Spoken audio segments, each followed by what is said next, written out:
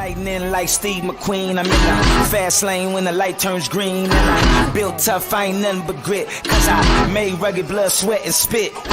Yeah, like a horse I fly. Better push yourself in for a bumpy ride. I like to play hard, but I work harder. And I weather the storm cause I'm built stronger.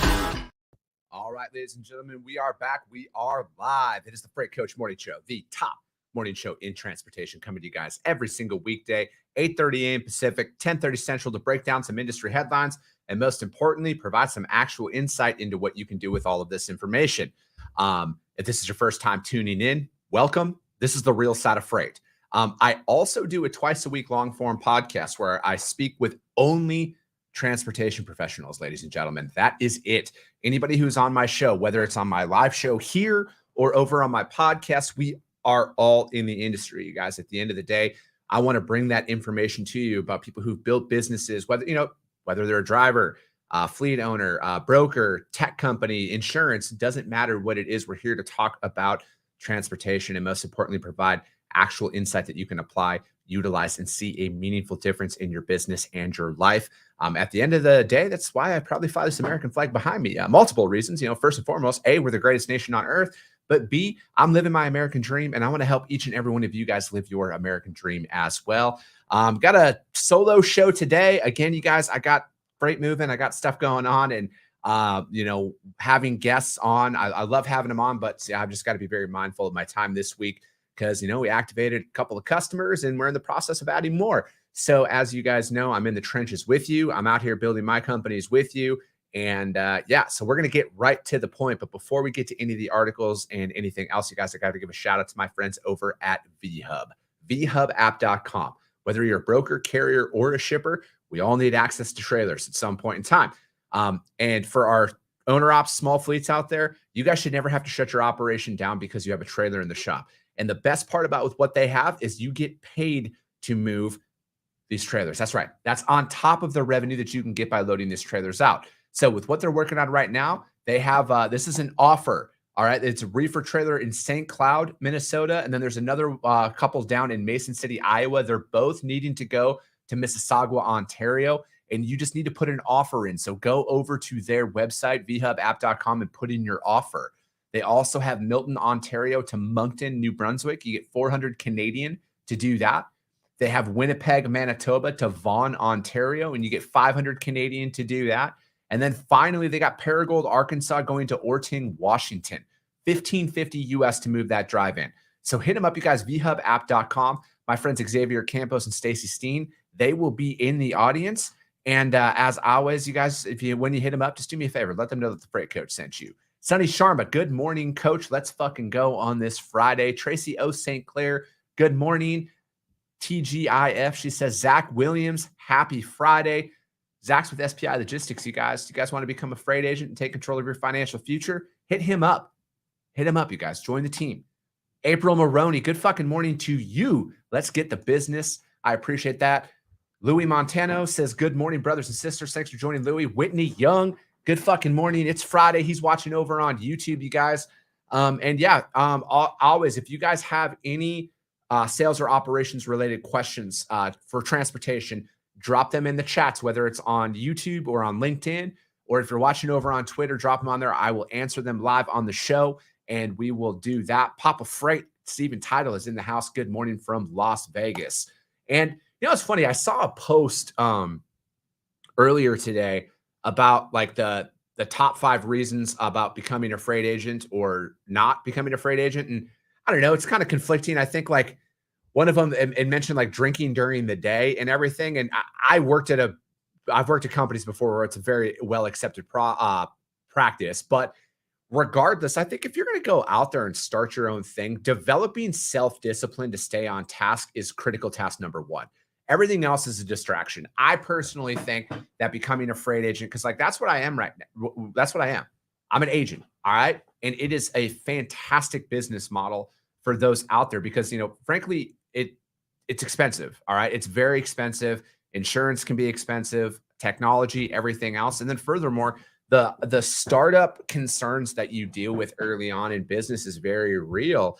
And, for those out there that want to look into it. I mean, I think becoming a freight agent is a phenomenal opportunity for anybody out there. It really is. You guys need to look into it if that's what you're interested in. But I thought that the post, although it was kind of, it might have been satire, but I thought it was interesting to see like the top 5 reasons to do something or to like to work for somebody else. And frankly, I can't fathom working for anybody ever again but myself for the rest of my life. So yeah, let me see here. Sonny Sharma, he says Zems is hiring, looking for outside sales and agents that want to grow their book of business and grow in our great industry. And yeah, and as always, you guys, if your business is hiring as well, drop that in the comments, you guys. Let's connect the people to the right people and help each other out, because we're going to break down an article about that as well. Andre Stewart, he's in the house. He says, good morning, my brothers and sisters. Happy Friday to the orange world.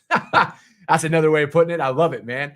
All right, you guys, we are going to do a quick lane analysis. And then I actually got 4 articles to break down. 2 of them coincide with each other.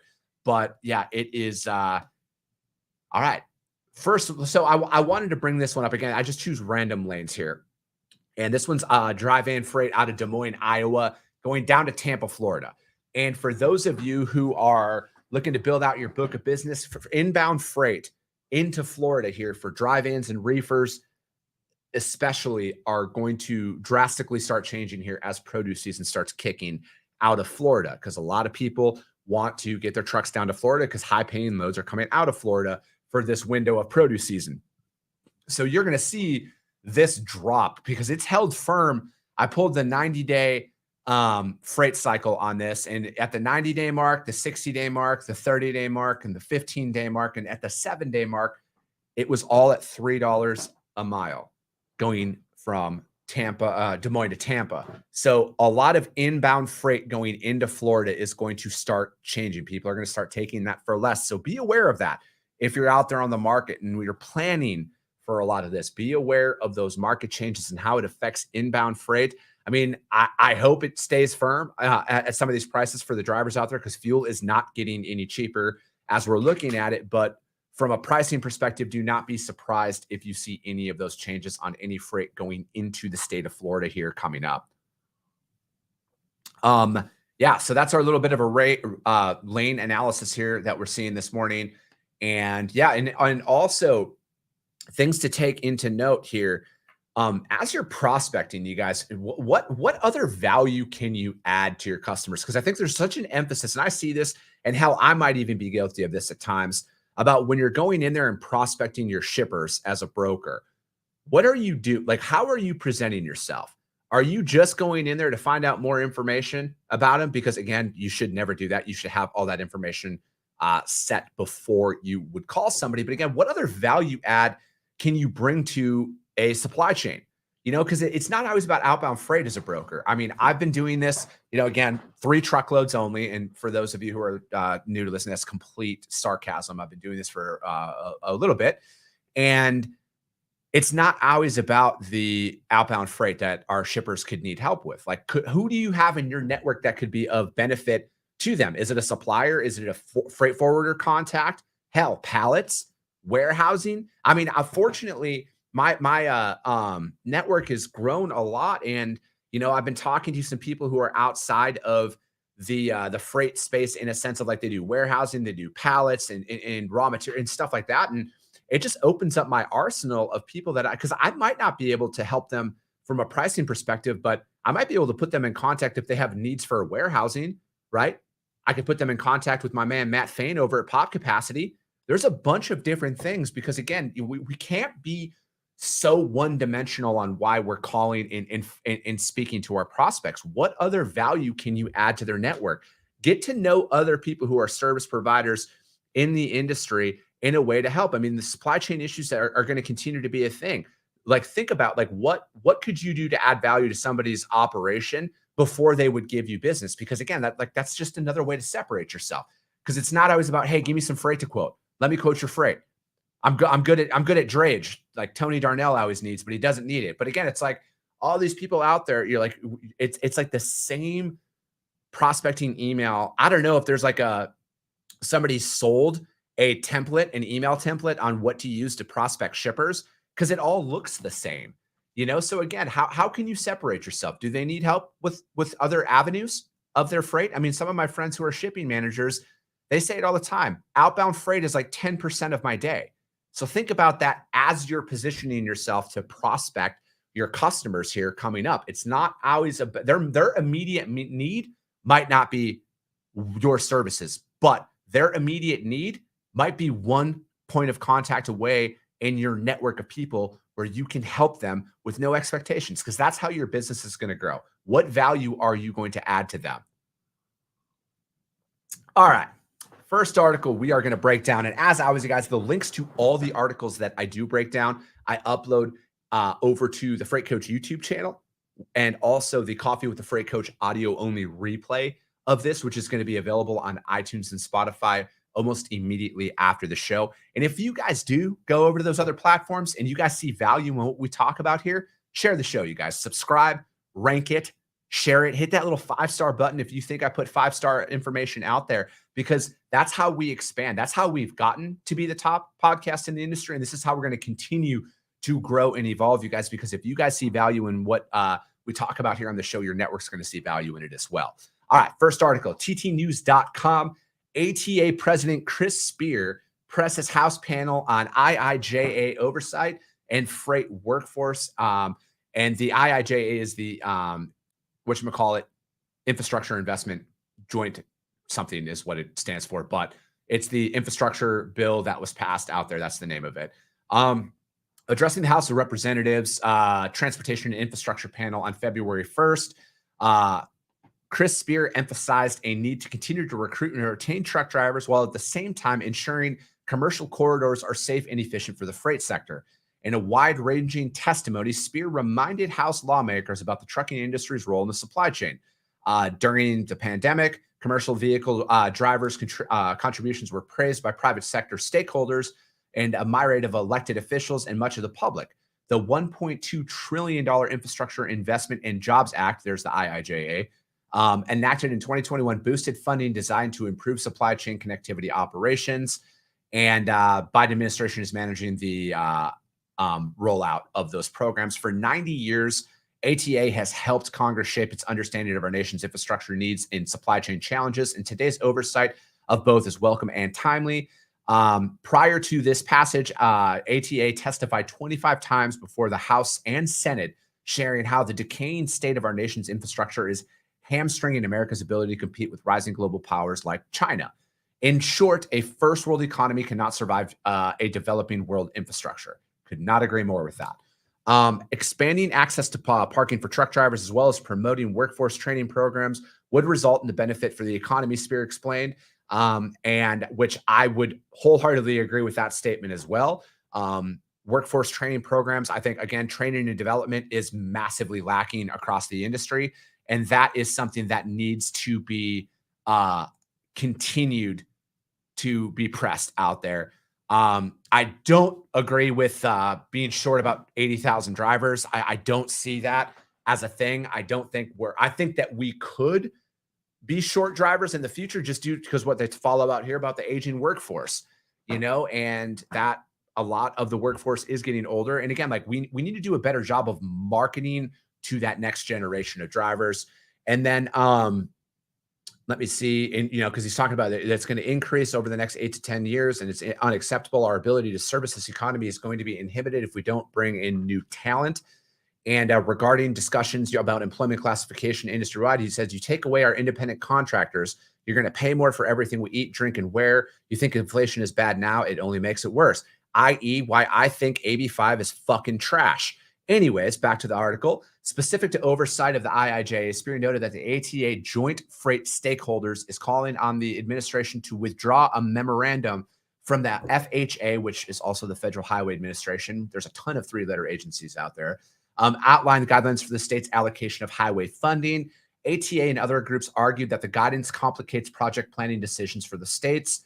Top congressional Republicans on Capitol Hill have interpreted this memo as suggesting state transportation agencies prioritize infrastructure maintenance instead of proceeding with new construction. But the DOT leaders insist the memo's viewpoints are merely intended as guidance. As Spear put it, the memo does nothing to address congestion improve safety, and reduce emissions. By resolving key supply chain bottlenecks, making ports operations fairer and more efficient, and taking meaningful steps towards environmental sustainability, we can grow our economy out there. And, again, I think that realistically, this is something that, again, like this was a key point to me, like the memo that was put out there.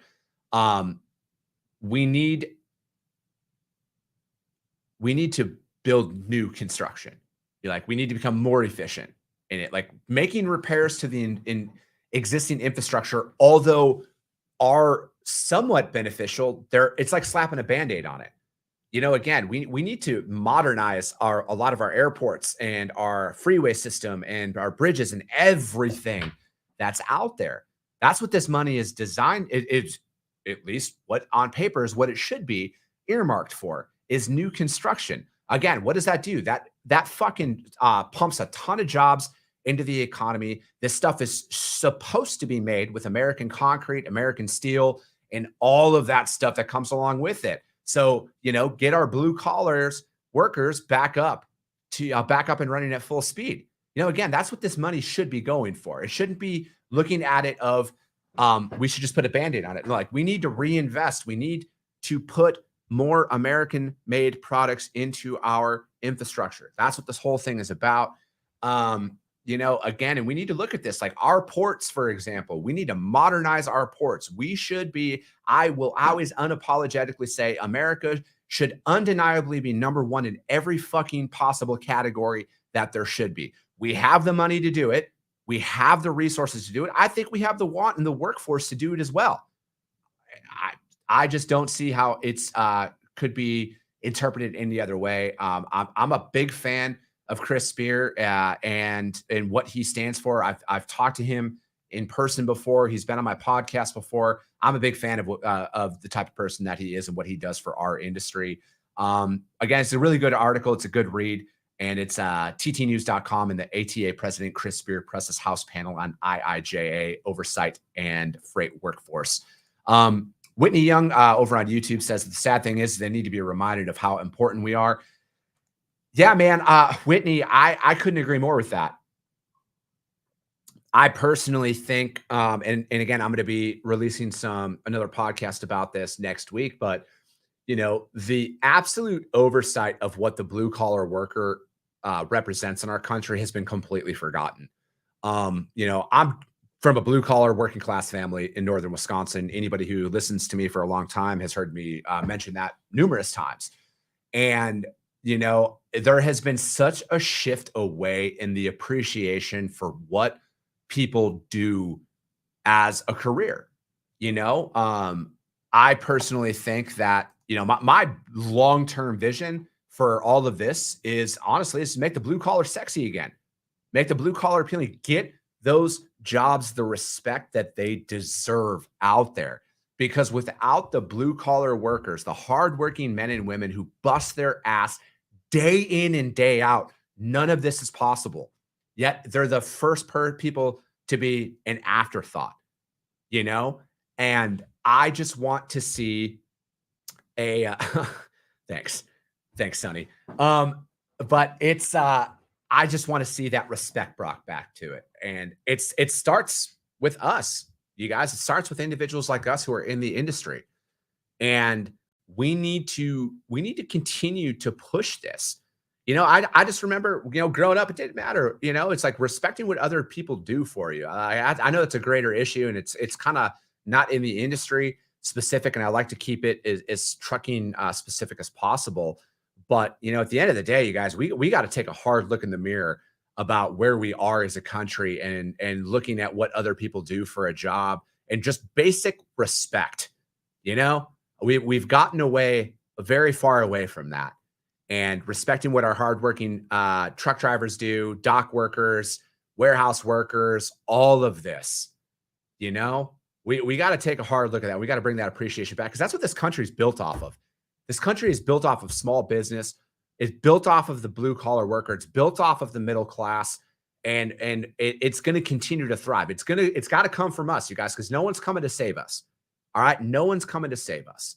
And if you don't like the way shit is right now, you can do something about it. And it starts with you inside of your home and you, and then your community and so on and so forth. That's where it goes. We're not here to be silent, you guys. We're not here to be silent at all. Us together, we are a very powerful force. Again, like I allude to, we the people, kind of first line of that one very important document out there, we the people. All right, we're going to get some other articles here. Scott Watanabe, the freight sensei in the house. Good morning. Happy Friday. Yeah, Sonny, I am from Wisconsin. You could probably hear my little Wisconsin accent come out every once in a while. If you ever hear me talk about bagels, yeah, that's how I pronounce bagels. Yeah, Scott, Midwesterner at heart, through and through, I always will be. Louis says, I know over 50 trucks right now parked because they're not moving because of the rates. They're just putting everything to hold, and they're doing different ways to make money. And then Scott Snyder says, interesting enough, do this and the rate should improve. You know, and then Sonny said, I also have some carriers that have parked some of their trucks because of the rates. Yeah, it's you see it happen. All right. We're going to go with the next articles from the Wall Street Journal, of all places. Truckers expect an inventory-driven rebound later this year.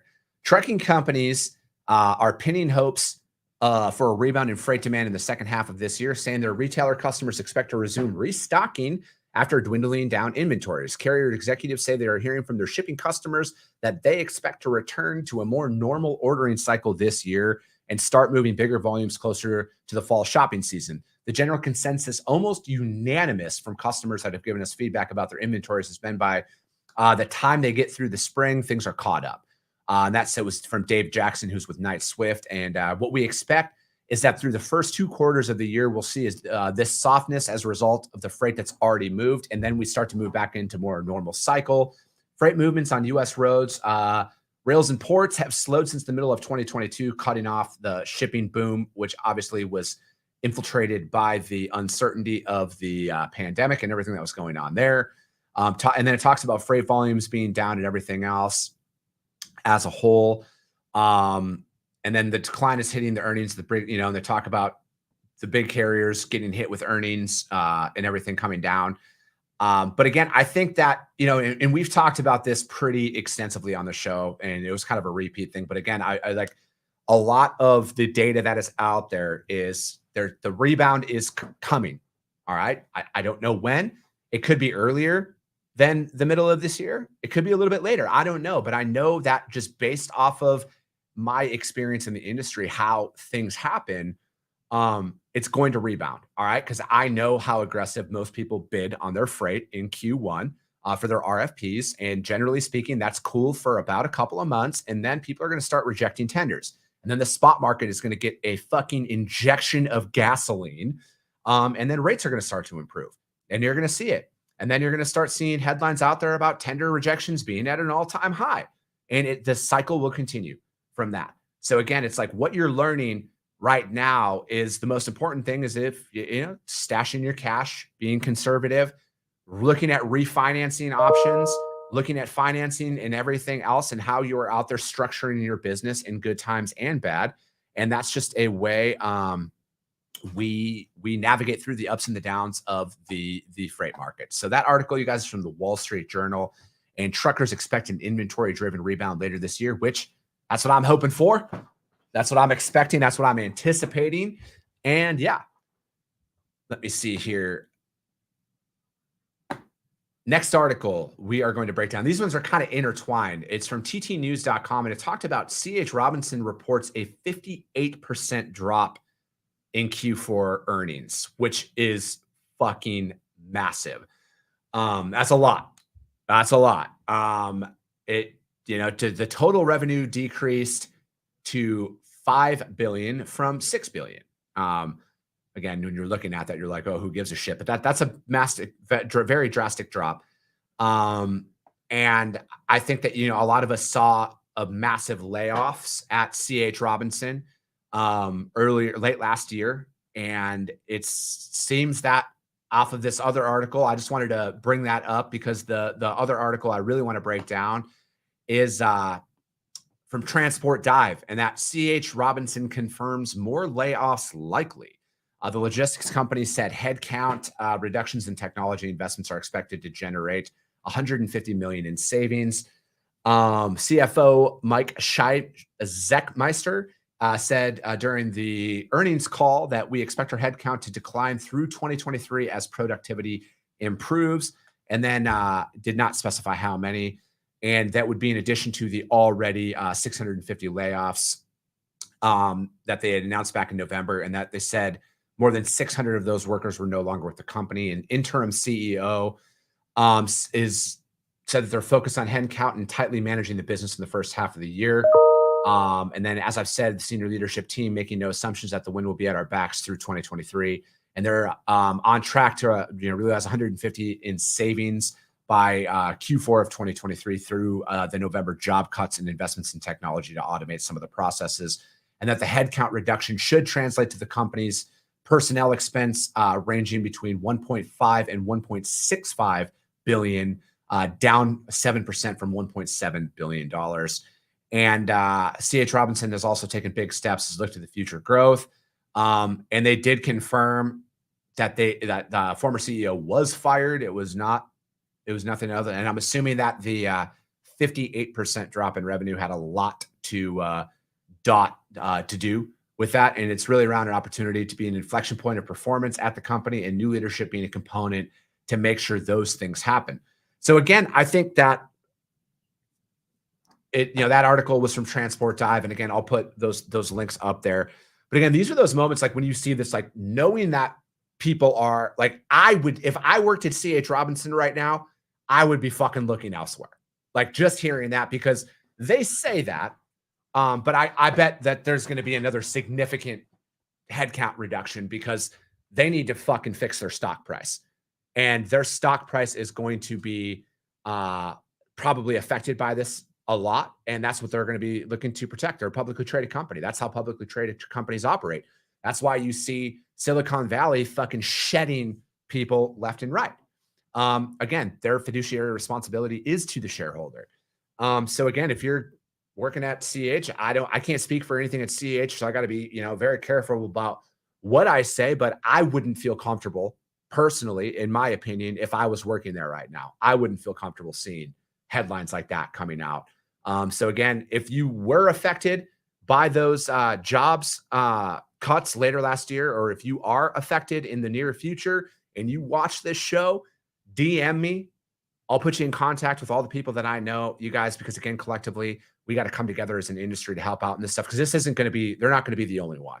All right. There's going to be more companies this year who unfortunately they will put profits before people, and they will shed headcount to preserve their finances. And again, I'm not here to judge how anybody chooses to run their business, but to my earlier point about why I'll never take a W-2 ever again, it's a big fucking reason. I'll bet on myself any day. I will rather bet on myself any day of the week. So yeah, it is what it is. It's but again, there's a lot of opportunity out there, you guys. There's a lot of opportunity out there. And that is it for today, you guys. And this week, we're closing up. We do got a couple of guests locked in for next week, so you're not just going to have to stare at my beautiful face every single day. As always, you guys, the articles, the links will be all uploaded. The audio-only replay will be uploaded here after the show. But that is it for today, you guys. We'll be back on Monday, 8:30 a.m. Pacific, 10:30 Central. And as always, if you guys saw value in what you heard today, share the show, you guys. Subscribe, share it, rank it, get it out there, because if you guys see value, your network's going to see value in it as well. I appreciate you guys. I love you guys, and we'll be talking to you soon.